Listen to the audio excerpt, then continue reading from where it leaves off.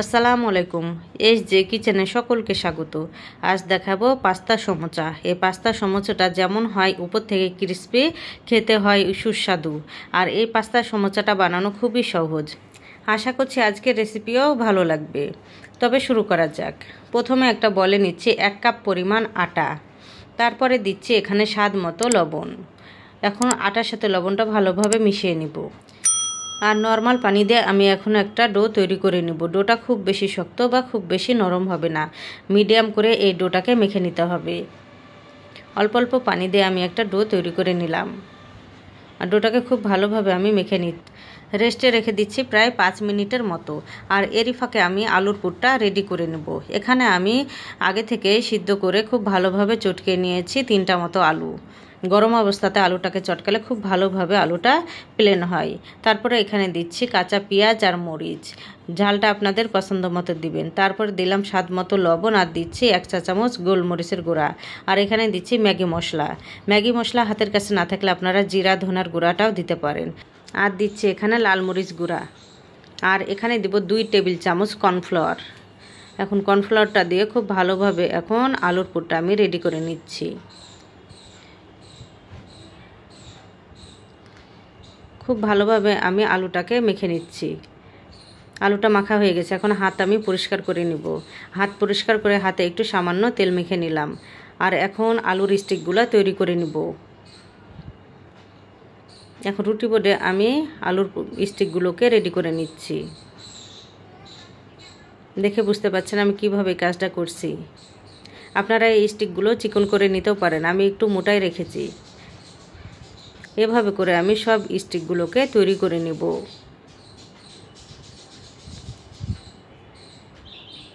আর রেস্টে রাখা আটার ডোটা দেখুন অনেকটাই সেট হয়ে গেছে। এখন আবারও কিছুক্ষণ ভালো করে মেখে নিচ্ছি। আর যে কয়টা রুটি করব সেই সাইজ অনুযায়ী আমি কেটে নিচ্ছি। আর ছোট ছোট লেচি তৈরি করে নিচ্ছি। এভাবে করে সব লেচিগুলো তৈরি করে নিয়েছি। আর একটা করে নিয়ে এখন আমি ছোট সাইজের রুটি বানিয়ে নিব। আজকের রেসিপিটা ভালো লেগে থাকলে প্লিজ এখনও যারা একটা লাইক দেননি, একটা লাইক দিয়ে ভিডিওটা কন্টিনিউ করবেন। এভাবে করে সবগুলো রুটি ছোট সাইজ করে বানিয়ে নিয়েছি। এখন একটা সাইডে আমি সরিয়ে রাখছি। আর এখন তেল ব্রাশ করে দিচ্ছি উপর থেকে। যেহেতু এখানে পাস্তা সমোচা শিট তৈরি করছি, উপর থেকে তেল ব্রাশ করে দিয়ে আবারও কিছুটা ময়দা ছিটিয়ে দিচ্ছি। তারপর আবারও একটা রুটি সাজিয়ে দিয়ে আবারও তেল ব্রাশ করে দিচ্ছি।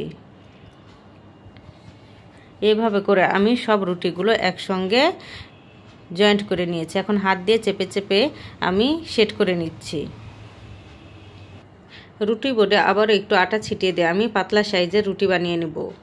আর এই রুটিটা যতটা পাতলা হবে ততটা পাতলা করে এই রুটিগুলোকে বেলে নিতে হবে। খুব বড় সাইজের একটা রুটি বানানো হয়ে গেছে। এইদিকে চুলাতে আমি তাওয়া বসিয়ে দিয়েছি। তাওয়াতে আমি রুটিটা দিয়ে দিলাম। যেহেতু সাইডগুলো আমার কাটা পড়বে সেহেতু সাইডগুলো ছেঁকা না হলেও হবে।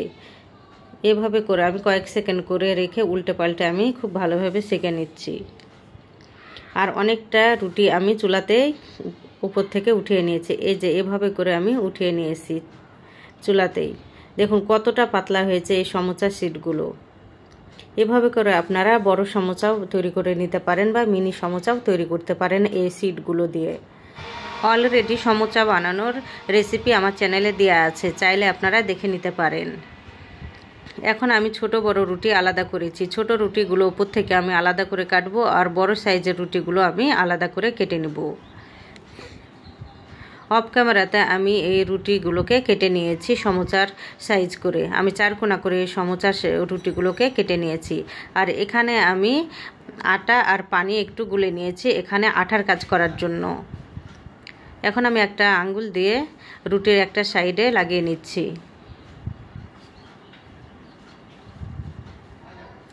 আর যে আলুর স্টিকগুলো আমি রেডি করে রেখেছিলাম সেটা একটা সাইড থেকে দিয়ে দিব। এখন খুব ভালোভাবে আটকে দিচ্ছি, হয়তো আপনারা দেখেই বুঝতে পারছেন। এভাবে আমি জড়িয়ে নিচ্ছি। আর আরেক পাশে আমি আবারও আঠার কাজ করার জন্য আটা গুলাটা দিয়ে দিচ্ছি। এই যে তৈরি হয়ে গেল একটা পাস্তা সমোচার স্টিক। এভাবে করে সব স্টিকগুলো আমি তৈরি করে নিয়েছি। আপনারা এগুলো সংরক্ষণ করতে পারেন, যে কোনো প্লাস্টিকের বক্সে ভরে ফ্রিজে রেখে দিতে পারেন। এখন আমি পাস্তা সাইজ করে কেটে নিচ্ছি।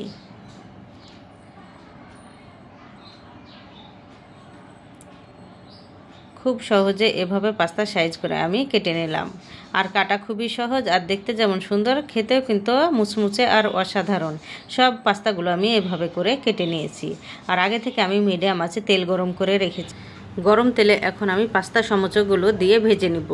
আর এই পাস্তা সমোচাগুলো ভাজতে খুব একটা বেশি সময় লাগে না। মিডিয়াম আঁচে রেখে এই পাস্তা সমোচাগুলো ভাজলে খুব বেশি ক্রিস্পি হবে আর খেতেও দারুণ লাগবে। মিডিয়াম আঁচে রেখেই আমি পাস্তা সমোচাগুলো ভেজে নিচ্ছি। আর হালকা হাতে উল্টিয়ে নেড়েচেড়ে দিতে হবে। আমার চ্যানেলে নতুন হয়ে থাকলে এখনও পর্যন্ত যারা সাবস্ক্রাইব করেনি তারা প্লিজ একটা সাবস্ক্রাইব করে আমার পাশে থাকতে পারেন। এরকম নতুন ভিডিও আপলোড দেওয়ার সাথে সাথে পেয়ে যাবেন সবার আগে। সমোচাগুলো ভাজা হয়ে গেছে, এখন আমি উঠিয়ে নিচ্ছি। পাস্তা সমোচা তৈরি করা যাবে খুব সহজে। আগে থেকে যদি এই সিটগুলো তৈরি করা থাকে তবে পাস্তা সমোচা বানাতে সময় লাগবে না। পাস্তা সমোচাগুলো আশা করছি সকলের ভালো লাগবে, আর খেতেও কিন্তু দারুণ হয়। দেখুন কতটা ক্রিস্পি হয়েছে। আশা করছি আজকের রেসিপিটাও আপনাদের কাছে খুব ভালো লাগবে। ভালো লেগে থাকলে লাইক, কমেন্ট, শেয়ার করতে ভুলবেন না। আজ এখানেই বিদায় নিচ্ছি। আল্লাহ হাফেজ।